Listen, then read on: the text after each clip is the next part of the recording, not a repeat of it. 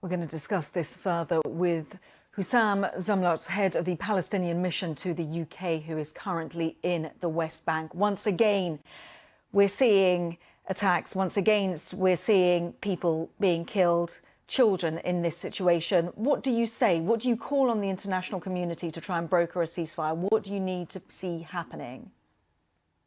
Thank you, Kasha. To start with the BBC reporting, I just heard your reporter talking about Israeli citizens hiding in shelters. And to tell the world that the Palestinians in Gaza have no shelters, have nowhere to go. They have been under a draconian blockade for the last 16 years. They have been bombarded every once in a while. This is not the first war of Israel, an aggression of Israel against Gaza, against the Palestinian people. Let me remind everyone that it started here in the West Bank by arresting political leaders, killing, maiming many youth and children here in the West Bank. Then they moved to Gaza. It's a flagrant act of aggression, a war of Israel's choice.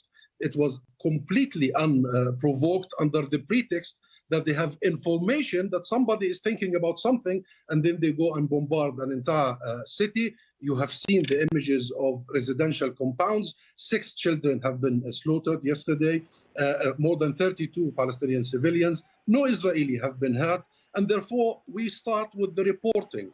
This whole thing about violence between Palestinians and Israelis, violence and conflict between Gaza and Israel is absolutely misguided and misleading. What we call on the international community is very clear. This aggression must end. Israel's blockade of Gaza and occupation must end. Israel's colonial policy in the West Bank and settlement expansion must end. International law must be applied.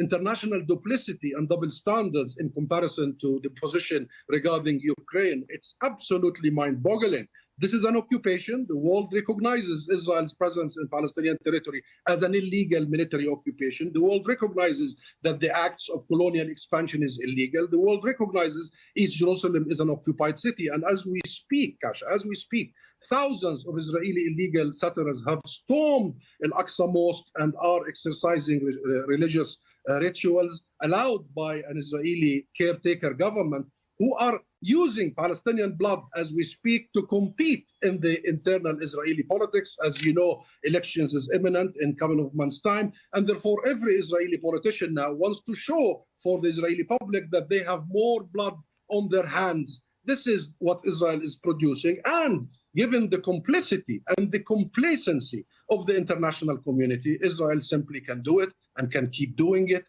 and can repeating the same war crimes, the same crimes against humanity. International law is clear. The commitments and responsibilities of the international actors, including the UK. When we hear from the United Kingdom Foreign Secretary that Israel has the right to defend itself, and when we hear that terrorism is what is at stake with Israel here, then we know that the UK government is giving a green light to the Israeli government and army to do what you have just reported. When we hear the American side saying that we fully back Israel in everything it does, and when you compare it to the situation in Ukraine and elsewhere, then you know that the international community is absolutely responsible since this whole thing started more than 104 years ago, the Balfour Declaration, the colonial legacy of Britain. Then you know that Israel is doing all that because it knows Hussam, that it has impunity. I'm going to just interrupt because, yes, I appreciate the background, the history to which you're speaking about. But when we talk about, when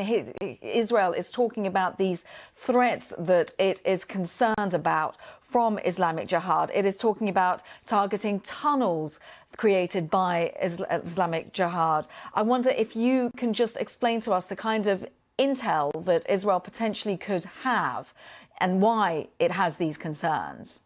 What intel? What intel? Did you report any Israeli being harmed or killed? But you always report tens of Palestinians, primarily children, women, families, entire families being wiped out. Not this time only, every time. Last year in May, the year in 2014, every occasion, it's the Palestinians who get killed. And what information? Even if you have information, you go and you commit extrajudicial killing at your will, and you get the support of the US. Israel is the 4th strongest army on earth. It's a nuclear power. It has the Iron Dome by America that can intercept any rocket. And Israel is absolutely protected. The only people that are not protected is the people in Palestine, So- in the West Bank, in Gaza, in Jerusalem, everywhere. And let me say this, Kasha, very clearly.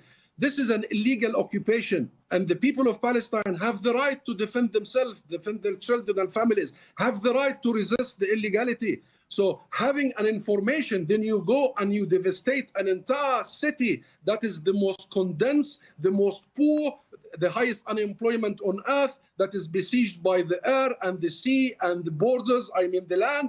And then every other month you go and bombard them because you have information. This is not international law. This is absolutely the rule of the jungle. This is thuggery. Israel is becoming the thug of the world, and it is allowed to be a thug of the world because of the blind, blatant support of the international actors, including the United States and the UK, primarily the United States. When I see, Kasha, when I see the statement of the Foreign Secretary, Liz Truss, yesterday, condemning the Palestinian violence and not having the guts to only condemn the violence against us, the babies, the children, then I know where to point the blame to. Hussam Zamlot, head of the Palestinian mission to the UK, all points that we will have to put to the other parties. Thank you very much for speaking to us, though, for the time being.